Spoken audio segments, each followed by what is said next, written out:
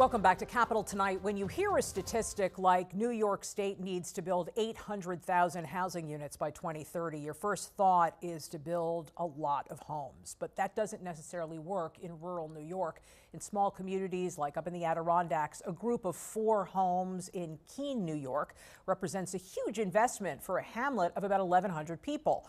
Tonight, we're going to be discussing the challenges that rural communities in the state face when it comes to housing with the executive director of the Rural Housing Coalition, Michael Borges. He joins me in the studio. Great to see you. Great to see you again. So one of the keys to building affordable homes is large economies of scale. It's the way like Walmart and BJ's, that's their whole business plan. That doesn't work in rural communities. Why? Well, you know, when you're thinking about building housing in a community of 2,500 or even 500 people, you're talking small scale investments, small scale size of housing. We're talking about 4 to 20 units when it comes to rental housing. We're talking maybe under 10 when it comes to single family housing. So we have to think small, and we have to think of appropriate sizes for the development of housing when it comes to rural areas. One size does not fit all when it comes to upstate New York. No. So sometimes when policymakers from downstate think, oh, we have a solution for upstate, you know, they throw Buffalo, Rochester in with, you know, Washington County and Madison County and, you know, and Chautauqua County, where the population is, for the whole county, could be less than 30,000 people. So I think, you know, one size does not fit all when we come to a housing approach to solving our problems. So all of this is exacerbated up in the Adirondack Park, where there are multiple levels of zoning that don't exist anywhere else. Building is usually restricted to hamlets. In these places, we recently interviewed the supervisor of the town of Willsboro. This is a town of about 800 households. And he sent out, will you come? The job is yours if you want it. The person said yes. Couldn't take the job because there were not any homes to move into, which I thought was pretty remarkable. So what are the barriers to building homes in rural communities? So we actually did a joint survey with the Association of Towns back in the fall, actually this time of year last year, and we surveyed rural municipal leaders, and we asked them to identify the 3 top obstacles to building affordable housing. And the first one was infrastructure. The second one was local capacity. Was there anybody any developers or any organizations who could do the development? And then the last one was there like targeted rural programs that met the needs of their small communities? So those are the 3 top obstacles that we identified with the Association of Towns to building affordable housing, whether it's single family homes or rental housing in rural communities. Right, and now mobile homes. Mobile homes, yeah. Is now on the agenda, on the list of things that you can choose from. One of the new programs that Governor Kathy Hochul has just announced is called Move In NY, Move In New York, right. And that is about modular homes, Correct. right? Yes. These are homes that are sort of manufactured homes. Yeah, I mean, modular and mobile homes both are sort of manufactured off-site. That really, okay. You know, if they're off-site, typically they're much more affordable to build when you do something off-site in a factory as opposed to doing it on-site with a stick-built home.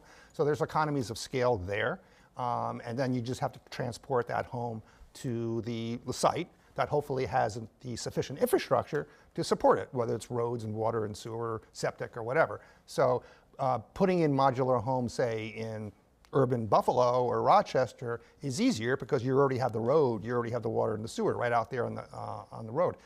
You know, in rural areas, they may not have that infrastructure. So there are added costs to building housing in rural areas that state programs need to take into consideration when they design the programmatic requirements, you know, and the funding for those kinds of things, which is why we want programs that are dedicated just to rural areas so they meet our specific needs and we're not competing with Rochester and Buffalo for that same pot of funding. Because it just doesn't work. It's a round peg in a square hole. Exactly.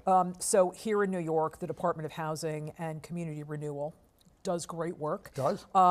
Collaborating with local land banks. What you're watching now is these are the 4 homes in Keene, New York, where they cobbled together funding from the Affordable Housing Opportunity Program and the Affordable Housing Corporation, among other programs. I mentioned these because we visited them, and they're really nice, and I think they're going to be closing on some of these homes soon, and they're going to be homes to teachers and to retired people on fixed incomes. That's perfect. Oh yeah, Perfect I mean, fit. you know, we have to give kudos, you know, to the governor and the legislature. We have a state that invests very heavily in housing, right, in affordable housing. I think we're second in total spending behind California. We're second behind Massachusetts in per capita spending on affordable housing. So we invest, I think it's $25 billion over a 5-year period. We have a capital plan. You know, can we do better? Sure, but we have to give, you know, credit where credit is due, where we live in a state that does invest, and we have legislators and a governor that want to address the affordable housing crisis. So the Move in New York program does have one issue, and that is that there's a 10-home minimum, which doesn't work for some small communities. Correct, yes. Again, you know, where economies of scale work in an urban environment or in a suburban environment, again, we have to think of what works in a rural community, in a community of 800 people or 800 households. Yeah. You know, can they find 10 plots of land that can accommodate the single family housing or the modular housing or the rental housing? So I think, again, when we design a program, we really need to get feedback and input from rural communities and rural organizations about how is this going to work and play out in our communities. So you do want to make 2 programs permanent that only exist currently in budget language. Real quickly, what are they?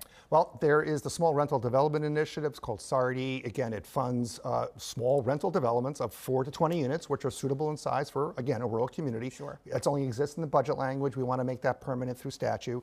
Again, the other one is the Manufactured Mobile Home Replacement Program, MMHR. Again, only exists in budget language. We want to make it permanent through state statute, and we hope to do that in the upcoming session. Terrific. This has been great information. Building rural homes is one of the state's toughest nuts to crack. Michael Borges has been cracking it. Thank you so much. Thank you.